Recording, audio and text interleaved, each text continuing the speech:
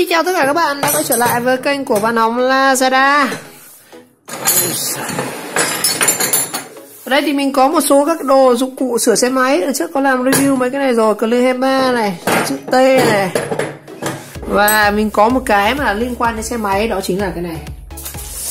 Đây, có cái này. Đây, lốp xe và xăng xe máy. Đây. Anh em là sửa xe chắc là cũng đều dinh qua cái nghề gọi là nghề vá lốp xe đúng không?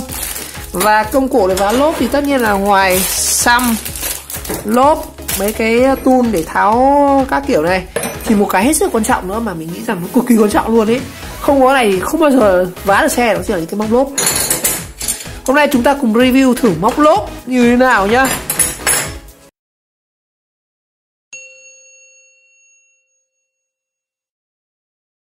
Rồi, thực ra là liên quan móc lốp mình có đơn hàng về móc lốp. Đây, mình có một sản phẩm về móc lốp đây là cái kiện này. Chứ nếu không thì tôi cũng chả lôi cái đống này ra để tôi chém gió làm gì. Tất nhiên là xăm lốp thì mình có đây với một cái lốp sơ cua lốp là lốp này 50.000 cái đấy, quên mất mã nó IRC. Và cái xăm Kenda, xăm loại xăm dày 6 mảnh.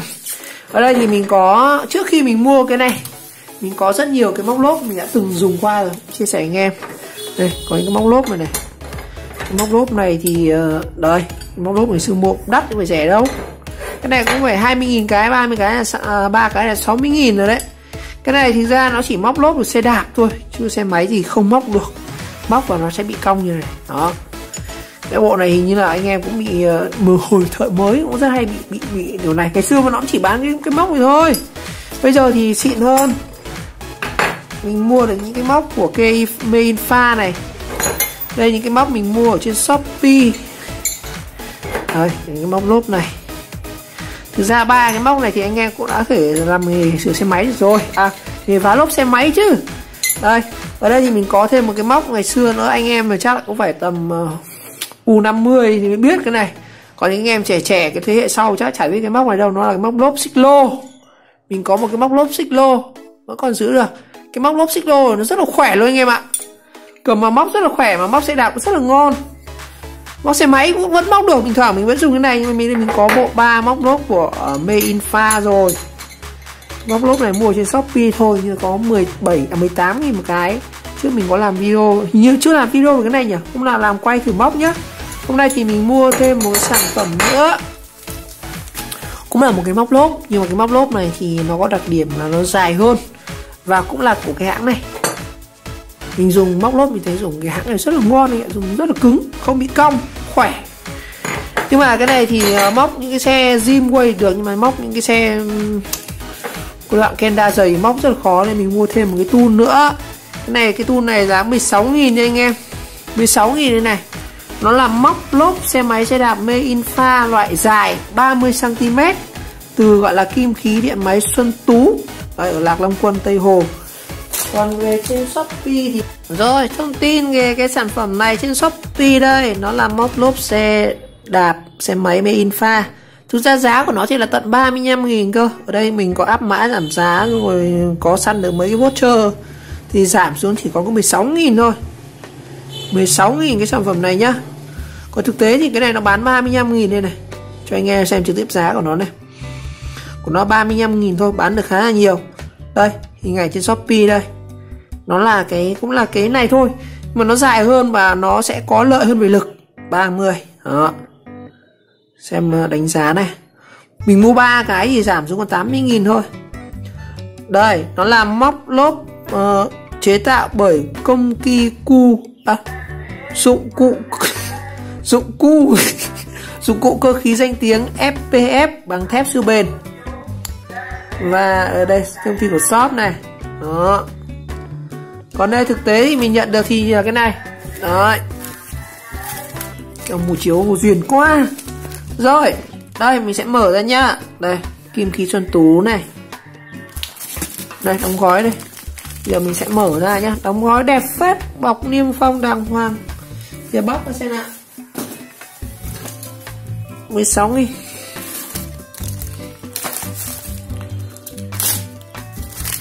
Ủa, bóc ra rạch ra phát là thấy luôn rồi nhỉ. Cái này thì hàng này không dễ vỡ đâu, hàng này chỉ có phá hoại thôi. Trời đâu, có một cái móc lốp mà đóng túi lông chắc chắn đó ấy. Đây. Móc chắc quá anh em, họ dán luôn cái băng dính vào cái này. Đây. Còn sau này là miếng bìa thôi. Đó, hết rồi. Không có lời nhắn nhủ gì anh em. Rồi mình cầm trên tay cái sản phẩm này rồi, 35.000 16.000 chứ. Nó là móc lốp Made in Pha. Như vậy là cùng hãng với cái hãng những cái móc lốp nhỏ nhỏ này. Nhưng cái này dài. Cái này là dài tận là 30mm, tương đương với sẽ là khoảng 30cm cho thử nhá. Đây, đo thực tế luôn cho anh em này. Của nó là 30. Đấy, 30 nhá. Còn những cái nhỏ nhỏ này ở trên thị trường này thì nó sẽ tầm 20, mình đoán chắc là 20. Chuẩn luôn anh em. Những cái này sẽ là 20 này. Những cái móc nhỏ nhỏ này. Những cái này móc được nhá. Mình móc sẽ máy quay rim tốt, nhưng mà những cái lốp dày thì cũng có lẽ phải cần cái to hơn thì nó mới có lực. 20 này. Còn cái này 30. Đó. Rồi, bây giờ chúng ta sẽ cùng điểm qua những cái nét chính của cái này. Đầu tiên là chúng ta sẽ có cái gì ở đây này? Một cái túi ấy, có cái logo của Made in Pha này, khắc rất là đẹp, nổi, sắc sảo. Chiều dài này của nó là 12 inch nha. Ở phía sau thì cũng có nhãn hiệu là chrome, chất liệu là cái này là chất liệu chrome Palladium 3mm 12 inch, rất là sắc luôn. Chúng ta sẽ có hai đầu, một đầu nó sẽ là cái đầu này, nó hơi vát như này. Một đầu thì nó làm hơi nhọn. Một đầu hơi nhọn nhá, và được tiện rất là chắc. Ủa, cái này gụt nhau có khi còn chết chứ đừng nói, móc rất là cứng luôn, khỏe lắm. Cái này của nó dày hơn cái này, nó dày hơn, rất là chắc chắn luôn. Đấy, có 35.000 thôi. Anh em làm thợ sửa xe hay là thợ bơm vá thì nên mua một cái, rất là chắc luôn đó. Ngon lành cành đào này. Chắc lắm anh em. Nặng, đầm tay. Nó nặng có phải gấp 3 lần cái này ấy. Cái này cũng nặng rồi. Cái này nhẹ nhất này. Cái này nặng này. Cái móc lông xích lô cũng nặng này. Nhưng mà cái này của nó cầm sướng thật anh em. Với cái này thì anh em mở móc thì rất là nhẹ nhàng thôi. Tại vì nó theo công thức vật lý là chúng ta cánh tay đòn càng dài thì chúng ta càng lợi về lực. Như vậy nó càng dài này chúng ta móc thì chúng ta sẽ có cái điểm. Đây, ví dụ mình móc lốp thử, mình họa thôi nhá. Đây là không có xe, móc thì nó càng lợi hơn. Đây này, chỉ cần anh em tì vào đây, móc cái này, móc chỉ cần bậy cái này vào đây, xong chúng ta găm một cái vào đây. Đó, thường là mình móc, kỹ thuật móc của mình sẽ móc như này nhá. Mình sẽ để như này, mình cho ở đây, mình bè nó ra, xong mình cho cái này vào, mình giữ cái này ở đây. Hoặc là anh em dùng luôn cái này, móc lựa khéo nhá. Chúng ta móc khéo, không móc vào xăm là mất luôn con xăm đấy. Mình mất rất nhiều xăm rồi đây. Chọn cái đầu này. Hoặc là cẩn thận hơn anh em là thợ như mình sẽ lấy cái miếng giấy giáp ấy, mình mài cái này cho nó đỡ sắc này. Không cái này nó sắc quá, nó đâm vào xăm cũng bị dẫn đến là nó cứa xăm nhá. Đây, mình sẽ phải mài mịn hết cái đầu này đi. Cái này nó cũng hơi sắc này này. Đây, theo kinh nghiệm của mình khi mình mua những cái móc mới về ấy, để cho tránh nó cắn xăm ấy, thì mình lấy cái giấy giáp như này, cặn mài hết cái đầu nhọn đi này, cho nó mài nó tròn nó ra, nó đỡ thành cạnh và nó đỡ cắn xăm nhá. Không tại vì đó, mài cho nó bằng đi, nó tù đi, nó cắn xăm rất là khiếp luôn anh ạ. Cho nó trơn luôn đi.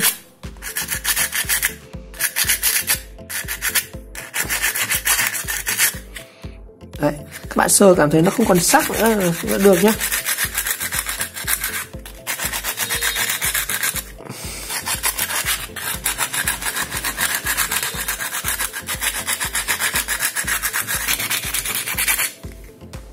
Tại vì cái này họ mài bằng máy rồi.